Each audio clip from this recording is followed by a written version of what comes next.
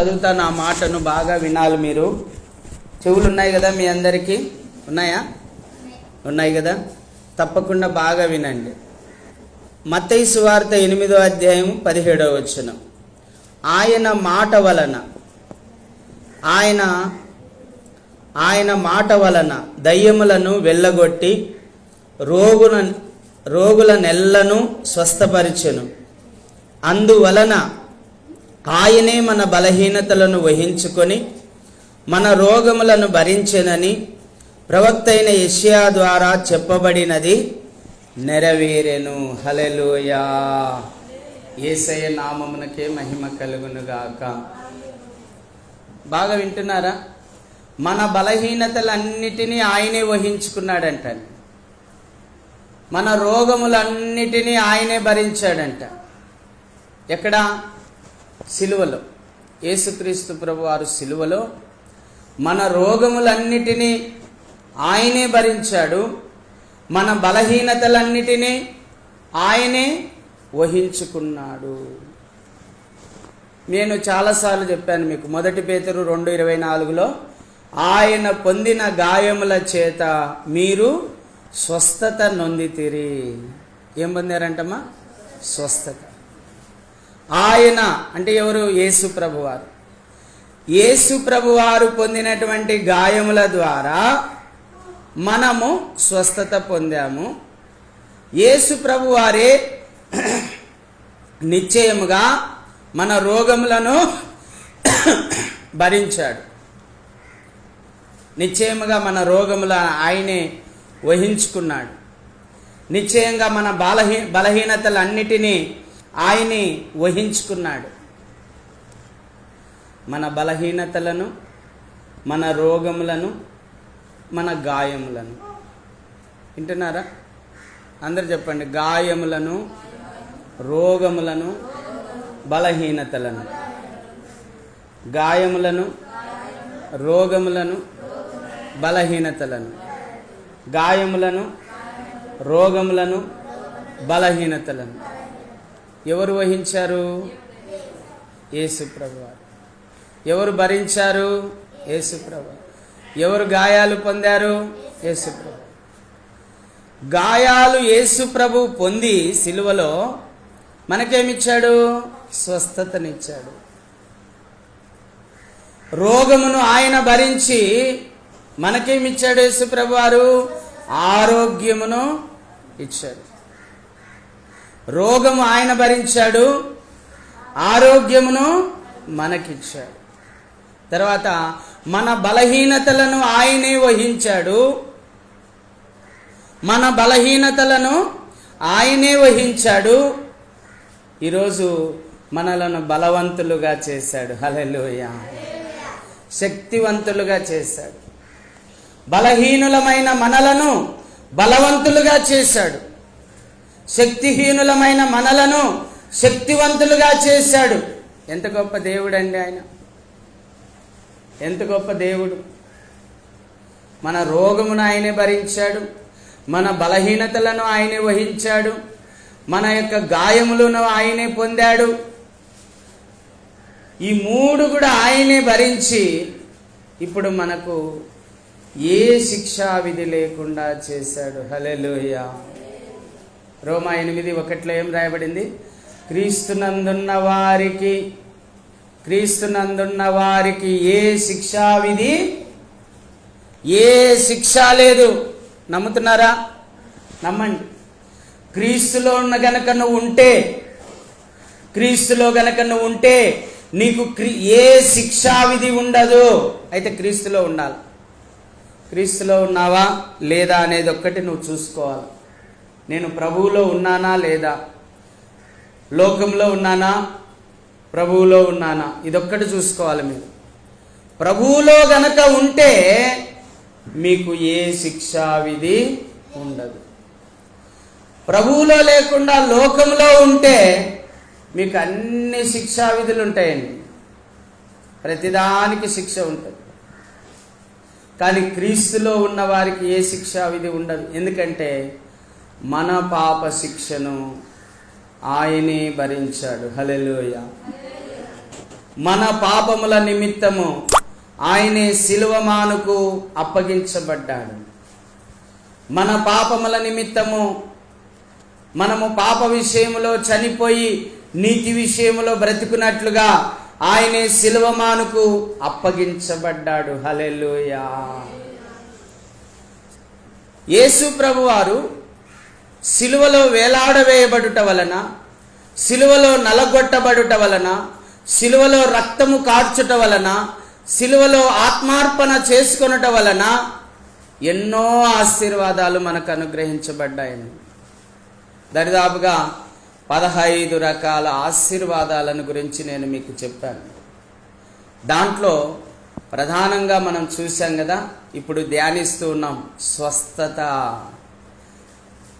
ఆయన పొందిన గాయముల చేత మనకు స్వస్థత కలుగుచున్నది, స్వస్థత కలిగి ఉన్నది. నిశ్చయముగా మన రోగములను ఆయన భరించెను, మన బలహీనతలను ఆయన వహించెను. హల్లెలూయా. యేసయ్య నామమునకే మహిమ కలుగునుగాక.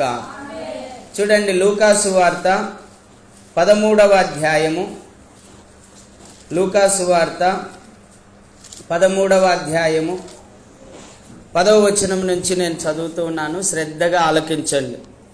విశ్రాంతి దినమున ఆయన ఒక సమాజ మందిరములో బోధించుచున్నప్పుడు, వినండి చూసుకోండి బాగా.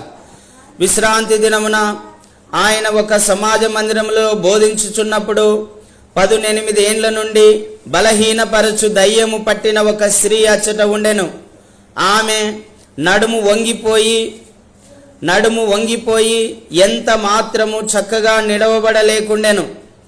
యేసు ఆమెను చూచి రమ్మని పిలిచి, అమ్మా, నీ బలహీనత నుండి విడుదల పొంది ఉన్నావని ఆమెతో చెప్పి ఆమె మీద చేతులుంచగానే ఆమె చక్కగా నిలవబడి దేవుని మహిమపరిచెను. హల్లెలూయా, హల్లెలూయా.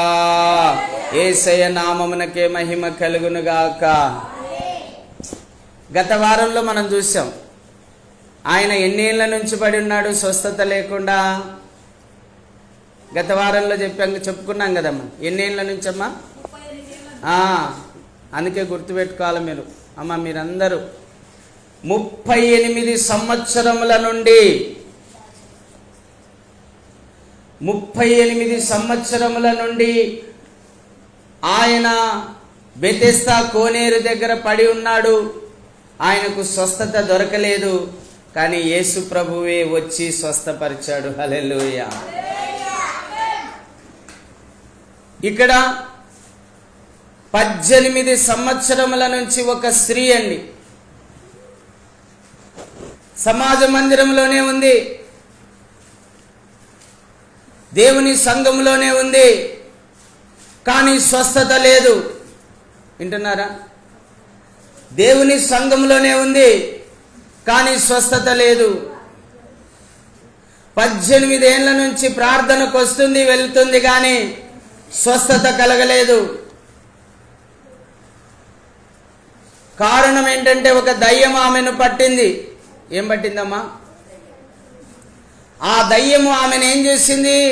బలహీనపరిచిందండి. ఏం చేసిందమ్మా? బలహీనపరిచింది. ఆ స్త్రీని ఒక దయ్యం పట్టింది. ఆ దయ్యము 18 సంవత్సరాలుగా ఆమెలో ఉంది. 18 సంవత్సరాల నుండి ఆ దయ్యము ఆమెను పీడించి పిప్పి చేసిందండి. ఎంతగా అంటే నడుము ఇలా వంగిపోయేటట్లు చేసిందండి. నడుము వంగిపోయేటట్లుగా బలహీనపరిచింది. ఇలా వంగిపోయింది పూర్తిగా. చూసింటారు మీరు, అక్కడక్కడ నేను చూస్తూ ఉంటాను, పూర్తిగా నడుము వంగిపోయి ఉంటుంది వాళ్ళకు. ఈ నడుము వంగిపోవడానికి గల కారణం ఏంటో తెలుసా? నడుము వంగిపోవడానికి గల కారణం బలహీనపరచు దయ్యం. చెప్పండి, బలహీనపరచు దయ్యం. బాగా వినాలి మీరు. దయ్యాలు చాలా రకాలు ఉన్నాయండి. నేను బైబిల్ పరిశుద్ధ గ్రంథాన్ని బాగా చదివాను కాబట్టి నేను మీతో చెప్తున్నాను. బలహీనపరచు దయ్యాలున్నాయి, చెవిటి మూగ దయ్యాలున్నాయి, వింటున్నారా? సేనా దయ్యాలున్నాయి. తన్ను తాను గాయపరుచుకునేలాగు చేసే దయ్యాలున్నాయి. నీళ్ళల్లో పడద్రోసే దయ్యాలున్నాయి. అగ్నిలో పడద్రోసే దయ్యాలున్నాయి. వినకుండా చేసే దయ్యాలున్నాయి. మాట్లాడకుండా చేసే దయ్యాలున్నాయి. మందిరంలోనే కూర్చోయింటారు కానీ వాక్యం వినరు. వాళ్ళు చెవులు బంద్ అయిపోయి ఉంటాయి, మందం అయిపోయి ఉంటాయి. దేవుని వాక్యమును వాళ్ళు వినరు. సాతానుడు బంధించేసింటాడు చెవులను. దేవుని వాక్యాన్ని వింటారు కానీ ఇతరులతో పంచుకోరు. పంచుకుంటారమ్మా మీరు? ఇప్పుడు వాక్యం వింటారు కదా, ఈరోజు ఇంటికి పోయినాక ఎవరితోన్నా ఒక్కరితోన్నా, కూతురుతోనో లేకపోతే కొడుకుతోనో లేకపోతే చర్చికి రాని కొడుకుతోనో చర్చికి రాని కూతురుతోనో పంచుకుంటారా ఈ వాక్యాన్ని? ఎక్కడ? సైతాన్ నోరు మూసేసింటది, గొంతు బిగించేసింటది చెప్పకుండా. దానిలోనే చెవిటి మూగ దయ్యాలని రాయబడింది వాక్యంలో. యేసు ప్రభువే చెప్పాడు, ఇదిగో చెవిటి మూగ దయ్యాలున్నాయి, మిమ్మల్ని దేవుని వాక్యం వినకుండా చేస్తాయవి, దేవుని వాక్యమును ఇతరులకు పంచుకోకుండా చేస్తాయవి. యేసు ప్రభువే చెప్పాడని. ప్రభునందు ప్రియులారా, బలహీనపరచు దయ్యాలున్నాయి. తమ తాము గాయపరుచుకునేటువంటి దయ్యాలున్నాయి. కుటుంబంలో ఉండకుండా చేసే దయ్యాలున్నాయి. వాడి ఇంట్లో ఉండడు, ఇంకా ఎప్పుడు ఆ దేశంలోనే ఈ దేశంలోనే ఆ రాష్ట్రంలోనే ఆ ఊర్లోనే ఈ ఊర్లోనే ఉంటాడు. భార్య పిల్లల దగ్గర ఉండడు. వాడు సమాధుల్లో పడుకునేలాగా చేస్తాడు. ఎక్కడ పడుకునేటట్లు చేస్తాడమ్మా? సమాధుల్లో పడుకునేలాంటి చేస్తాడు. దిగంబరిగా చేస్తాడు. వస్త్రహీనునిగా చేస్తాడు నిన్ను. వస్త్రహీనునిగా చేయడం అంటే తెలుసా మీకు?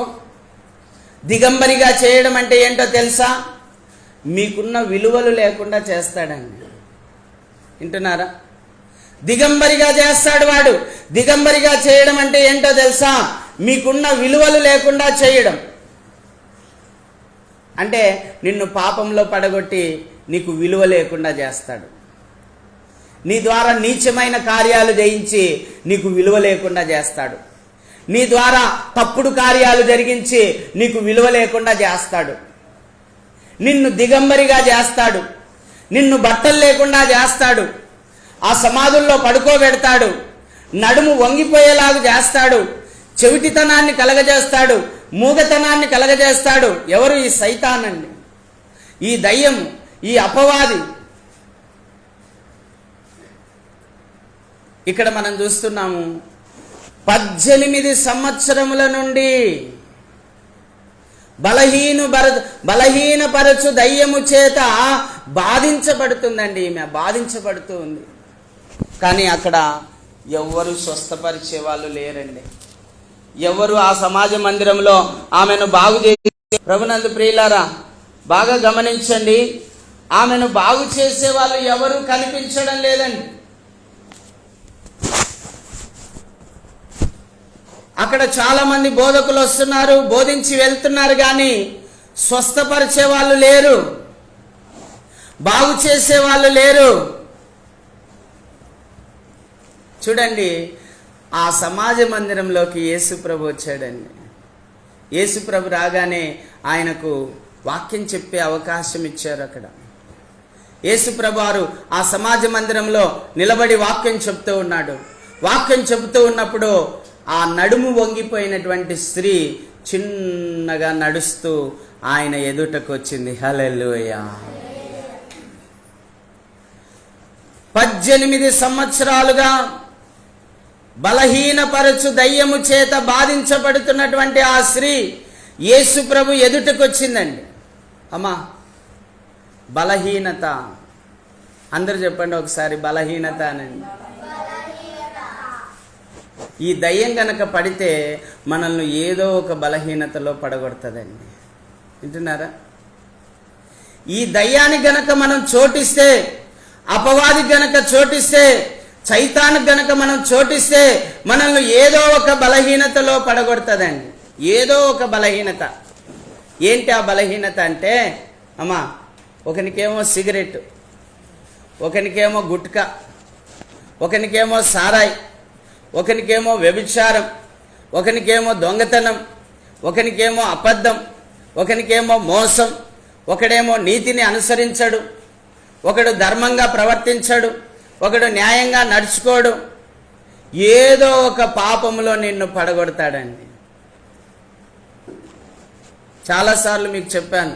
ఒక ఆయన వచ్చాడు నా దగ్గరికి, అయ్యా నేను పరలోకం చేరనంట, దయతో నన్ను కరుణించు, అయ్యో అయ్యో అయ్యో నేను ఈ బీడి మానుకోలేకపోతున్నాను, ఈ బీడి గనక మానుకోకపోతే నేను పరలోకం చేరనని అయ్యగారు చెప్పారు అని వచ్చాడు నా దగ్గరికి. ఏడుస్తున్నాడు చిన్నపిల్లోనిలాగా. అంటే బీడి అనే అలవాటు ఆయనను ఎంత దిగజార్చిందో చూడండి. చిన్న బీడి, ఒక తుంట ఇంత మేలు ఉంటుంది అది. ఆ బీడి అనే అలవాటు ఆ మనిషిని దిగజార్చిందండి, పూర్తిగా బలహీనపరిచింది. వింటున్నారా? చక్కగా వినండి. పూర్తిగా బలహీనపరిచింది. అసలు నేను బీడీ లేకపోతే బ్రతకలేను అనేటువంటి పరిస్థితి. ఇదిగో ఈ వ్యభిచారం లేకపోతే నేను బతకలేను, ఈ త్రాగుడు లేకపోతే నేను బతకలేను, ఈ దొంగతనం లేకపోతే నేను బతకలేను, ఈ అబద్ధం ఆడకపోతే నేను బతకలేను. ఇప్పుడు కూడా విశ్వాసంలో కూడా అనేవాళ్ళు ఉన్నారు, అబద్ధం ఆడకుండా ఏడ బతుకుతావన్నా అని చెప్పేవాళ్ళు ఎంతమంది లేరండి. దొంగతనం చేయకుండా ఎక్కడ బాగుపడతామమ్మా, లంచం తీసుకోకుండా ఎక్కడ మేము సౌకర్యం అవుతాము అనేవాళ్ళు ఎంతమంది లేరు. బలహీనపరచు దయ్యాలు పట్టాయి. సంఘంలో ఉన్న వారికే కాదు, సంఘంలో వెలుపల ఉన్న వారికి, సంఘంలో ఉన్న వారికి కూడా కొంతమంది ఎవరైతే అపవాదికి చోటిచ్చారో వాళ్ళల్లో బలహీనతలు ఉన్నాయి. దొంగతనం అనే బలహీనతనో, అబద్ధం అనే బలహీనతనో, త్రాగుడు అనే బలహీనతనో, బీడి అనే బలహీనతనో, వ్యభిచారం అనే బలహీనతనో, శరీరాశనో, నేత్రాశనో, జీవపుడంబమో, ఏదో ఒకటి నేను అనే గర్వమో, ఏదో ఒక బలహీనత వానిలో పెట్టి ఆ బలహీనతతోనే వాడిని నలగొడుతూ ఉంటుందండి. ఇంకా వాడు ఎన్నాళ్ళున్న పైకి రాడు. ఈ నడుము వంగిపోయినటువంటి స్త్రీ ఏ విధంగా అయిపోయిందో, ప్రతి మనుష్యుడు ఏదో ఒక బలహీనతతో వంగిపోతున్నాడు, ఏదో ఒక పాపముతో వంగిపోతున్నాడు, సైతానుకు బెండైపోతున్నాడు, సైతానుకు లోబడుతున్నాడు, సైతాను మాయలో, సైతాను యొక్క వలలో చిక్కుకొని ఉన్నాడు. అయ్యలారా బాగా గమనించండి. బలహీనతతో ఉంది ఈ స్త్రీ. ఎన్ని సంవత్సరాల నుంచమ్మా? 18 సంవత్సరాలైంది. ఎక్కడుంది ఈమె? సంఘంలోనే ఉంది, చర్చికే వస్తుంది, చర్చిలోనే ఉంది, దేవుని వాక్యాలు కూడా వింటుంది, దేవుని వాక్యాలు కూడా వింటుంది. కానీ బలహీనపరచు దయ్యము నుండి ఆమె విడుదల పొందలేదు. ఈరోజు నేను మిమ్మల్ని కూడా అడుగుతున్నాను, ఎన్ని సంవత్సరాల నుంచి నువ్వు మందిరానికి వస్తున్నావు? ఎన్ని సంవత్సరాల నుంచి దేవుని వాక్యాన్ని వింటున్నావు? మరి నీ బలహీనతలను నువ్వు జయించావా? నీ బలహీనతలను నువ్వు జయించావా? చాలా బలహీనతలు ఉన్నాయండి. కొంతమంది సమయానికి మందిరానికి రాలేరు. ఎంత రావాలనుకుంటారు వాళ్ళు, కానీ రాలేరు. 9 ఈడు ఉండాలని అనుకుంటారు, పాపం చాలా ప్రయత్నం చేస్తారు, కానీ రాలేరు. 4 వారాలు ఉంటే నెలలో 4 వారాలు చర్చికి వెళ్ళాలనుకుంటారు, కానీ 2 వారాలన్నా మిస్ అయిపోతారు. బలహీనత. ఏంటా బలహీనత? 18 సంవత్సరాలుగా పట్టిన బలహీనత. బలహీనత. ఏ బలహీనత నిన్ను వెంటాడుతుంది? ఏ గర్వం నిన్ను వెంటాడుతుంది? ఏ చెడు అలవాటు నిన్ను వెంటాడుతుంది? ఏ పాపము నిన్ను వెంటాడుతుందో దాని వలనే నువ్వు నలిగిపోతున్నావు, దాని వలనే నువ్వు కృంగిపోతున్నావు, దాని వల్లనే నువ్వు నశించిపోతున్నావు, దాని వల్లనే నువ్వు ఎదగలేకపోతున్నావు, దాని వల్లనే నువ్వు ఆశీర్వాదము పొందలేకపోతున్నావు. అవునా కాదా చెప్పండి? దేవుడు మాట్లాడుతున్నాడా లేదా మనతో? దేవునికి స్తోత్రం. హల్లెలూయా. గట్టిగా చేతులెత్తి చెప్దాం హల్లెలూయా. చేతులెత్తి చెప్దాం హల్లెలూయా. చేతులెత్తి చెప్దాం హల్లెలూయా. అవునండి, ఏదో ఒక బలహీనతతో నువ్వు అపవాదికి చోటిచ్చి ఆ అపవాది చేత నలగొట్టబడుతూ ఉన్నావండి, నలగొట్టబడుతూ ఉన్నావు. 38 సంవత్సరాలుగా ఈ స్త్రీ, 18 సంవత్సరాలుగా ఈ స్త్రీ బలహీనపరచు దయ్యము చేత ఆమె నడుము ఏమైపోయిందమ్మా? వంగిపోయిందండి. అమ్మ ఒకటి గుర్తుపెట్టుకోండి, దయ్యానికి చోటిస్తే మన శరీరంలో రోగాలను కూడా క్రియేట్ చేస్తుంది. అందుకే పౌలు ఏమన్నాడు? అపవాదికి మీరు చోటు ఇవ్వకండి. ఏమన్నాడు పౌలు?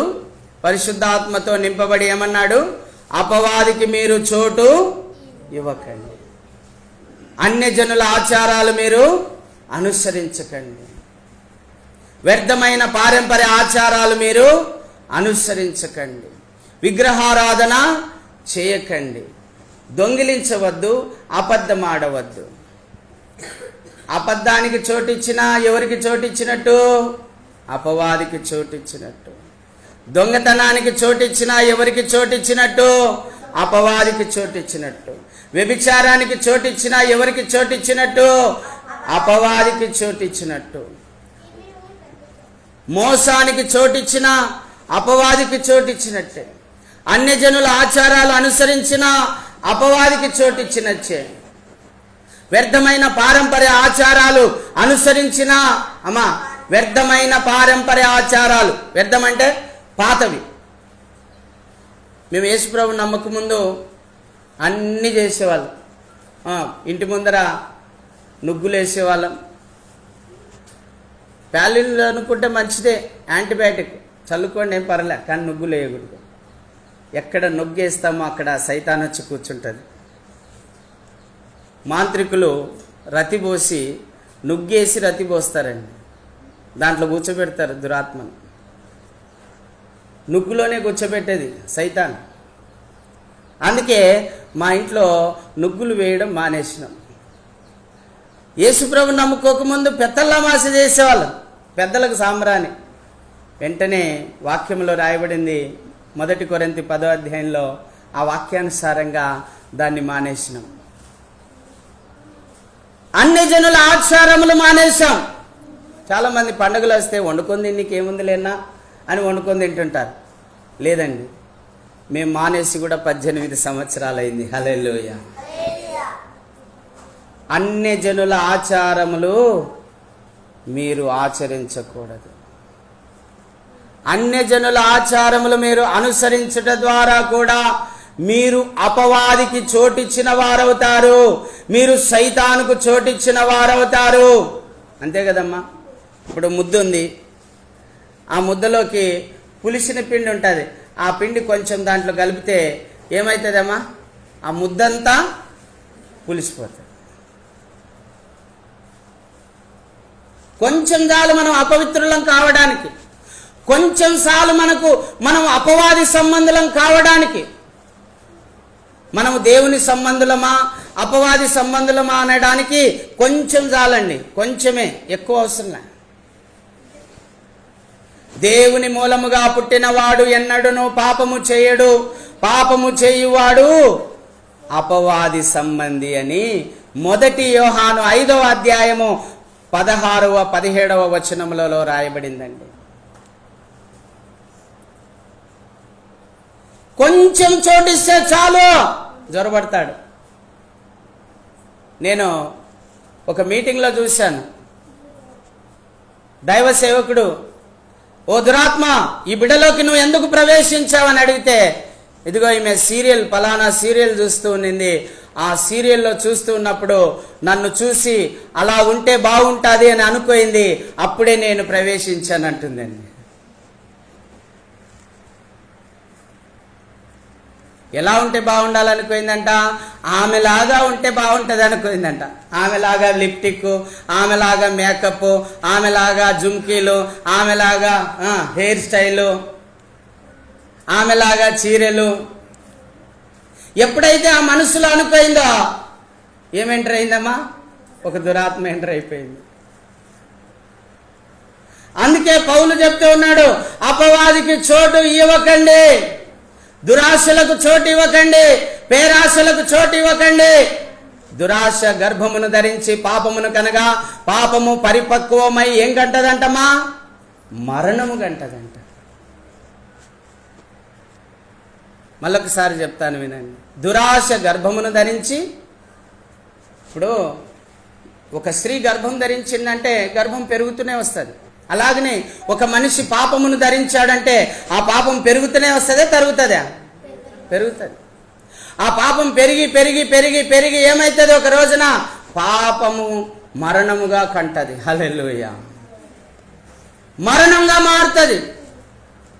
నువ్వు ఇచ్చే ఆ చిన్న అన్యజనుల ఆచారం, ఆ మూఢాచారం, ఆ మూఢనమ్మకం. ఈరోజు శుక్రవారం కటింగ్ చేయించుకోకూడదు అంటే చాలు నువ్వు నీలోకి ఒక దురాత్మ ప్రవేశిస్తుంది. ఈరోజు మంగళవారం నేను కటింగ్ చేయించుకోకూడదు, ప్రయాణం చేయకూడదు అంటే చాలు నీకు ఒక దురాత్మ ప్రవేశిస్తుంది.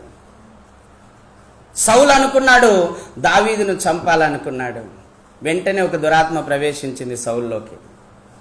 అంటే మనిషి యొక్క తలంపును బట్టి సైతానుకు మనం చోటిస్తూ ఉన్నాం. మన ఆలోచన విధానాన్ని బట్టి సైతానుకు మనం చోటిస్తూ ఉన్నాం. ప్రభు అంటున్నాడు కదా, ఒక స్త్రీని మోహపు చూపుతో చూచు ప్రతి వాడు అప్పుడే తన హృదయమందు వ్యభిచరించిన వాడగును. అక్కడనే అపవాదికి చోటిస్తున్నాడు. ఒకవేళ అపవాదికి చోటిస్తే ఏమవుతుందమ్మా? అమ్మా వినండి, ఈమెను ఏం చేసింది సైతాను? 18 సంవత్సరాలుగా ఏం చేసిందమ్మా? బలహీనపరిచింది. ఏం చెప్పండి? బలహీనపరిచింది. ఎంతగా బలహీనపరిచింది? నడుము వంగిపోయేలాగు చేసింది. అంటే శరీరంలో బలం లేకుండా చేసేసింది, వెన్నుముకలో బలం లేకుండా చేసేసింది. ఒక్కసారి దయ్యానికి గనక నీవు చోటిస్తే అమ్మా అది విలవిలలాడిస్తుంది అని లేఖనంలో రాయబడిందండి. అది కింద పడద్రోస్తుంది అని రాయబడిందండి. విలవిలలాడిస్తుంది, కింద పడద్రోస్తుంది, నురుగు కార్చుకునేలాగు చేస్తుంది, నీళ్ళల్లో పడేలాగు చేస్తుంది, అగ్నిలో పడేలాగు చేస్తుంది. మనం అంటుంటాం కదా, ఆమె కాల్చిపోయిందంటనా, ఆమె బాయిలో దుంకిందంటనా. ఏంటివి ఇవి? దురాత్మలు. ఒకరు బాయిలో దుంకారు చనిపోవడానికంటే ఆమెలో ఏముంది? దురాత్మ ఉంది, సైతాన్ ఉంది.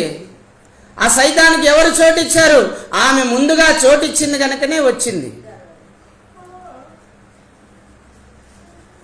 ఏదో ఒక పాపానికి, దేవునికి విరుద్ధమైన ఆజ్ఞకు, దేవుని ఆజ్ఞకు వ్యతిరేకంగా ఏదో ఒక పాపానికి ఆమె చోటిచ్చింది కనుకనే ఆ దురాత్మ ఆమెలో ప్రవేశించింది. గెరాసేను దేశంలో యవనస్తుని ఏడ పడుకోబెడుతుంది? సమాధుల్లో పడుకోబెడుతుంది. ఇంట్లో ఉండనీయదు, భార్యతో ఉండనీయదు, పిల్లలతో ఉండనీయదు, తల్లిదండ్రులతో ఉండనీయదు, కుటుంబంలో ఉండనీయదు. దేశ దిమ్మరిగా వాడిని తిప్పుతూ ఉంటుంది దయ్యం పడితే. దయ్యం పట్టింది అంటే దేశ దిమ్మరిగా తిరుగుతాడు. కయ్యూను ఏమయ్యాడు? దేశ దిమ్మరి అయ్యాడు. తమ్ముణ్ణి చంపి ఏమయ్యాడు? దేశ దిమ్మరి అయ్యాడు. అందుకే పాపానికి చోటు ఇయ్యద్దు, బలహీనతలకు చోటు ఇయ్యద్దు, సైతానుకు చోటు ఇయ్యద్దు, అపవాదికి చోటు ఇయ్యద్దు. చోటిచ్చావా నిన్ను విలవిలలాడిస్తాడు, నిన్ను సమాధుల్లో పడుకోబెడతాడు, దేశ దిమ్మరిగా చేస్తాడు, నిన్ను పడద్రోస్తాడు, నీళ్ళల్లో పడద్రోస్తాడు, అగ్నిలో పడవేస్తాడు, ఆత్మహత్య చేసుకునేలాగా చేస్తాడు, నిన్ను నాశన స్థితిలోనికి తీసుకుని వెళ్తాడు, నిన్ను బలహీనపరుస్తాడు, నిన్ను ఒక రోగాల పుట్టగా మారుస్తాడు. ఏం మారుస్తాడమ్మా? రోగాల పుట్టగా మారుస్తాడు. అపవాదికి చోటిస్తే నిన్ను రోగాల పుట్టగా మారుస్తాడు సైతానుడు. ఆమె యేసు ప్రభు బోధిస్తుండగా ఎదురుగా వచ్చిందండి. ఆమెను చూశాడండి. 18 ఏళ్ల నుంచి బలహీనపరచు దయ్యము చేత బాధించబడుతున్న ఆ స్త్రీని, అమ్మా చూడండి, చదువుదాం ఆ మాటను ఏమంటున్నాడో ఒకసారి చదివి వినిపిస్తాను, ముగిస్తాను మీకు. 12వ వచనం. యేసు ఆమెను చూచి రమ్మని పిలిచి, అమ్మా నీ బలహీనత నుండి విడుదల పొంది ఉన్నావని ఆమెతో చెప్పి ఆమె మీద చేతులుంచగానే ఆమె చక్కగా నిలవబడి దేవుని మహిమపరిచెను. హల్లెలూయా. యేసయ్య నామమునకే మహిమ కలుగునుగాక. అమ్మా అమ్మా రా, నీ బలహీనత నుండి నీవు విడుదల పొంది ఉన్నావు. హల్లెలూయా. ఈరోజు నువ్వు ఏ బలహీనతతో ఈ మందిరంలోనికి వచ్చావో దేవుడు ఆ బలహీనత నుండి నిన్ను విడిపించబోతున్నాడు. ఆమేన్. ఆ బలహీనత నుండి ప్రభు నిన్ను విడిపించునుగాక. నువ్వు బలవంతురాలివి, బలవంతునివి అవుదువుగాక. అవునండి, ఈరోజు మీ బలహీనతల నుండి ప్రభు మిమ్మల్ని విడిపిస్తూ ఉన్నాడు.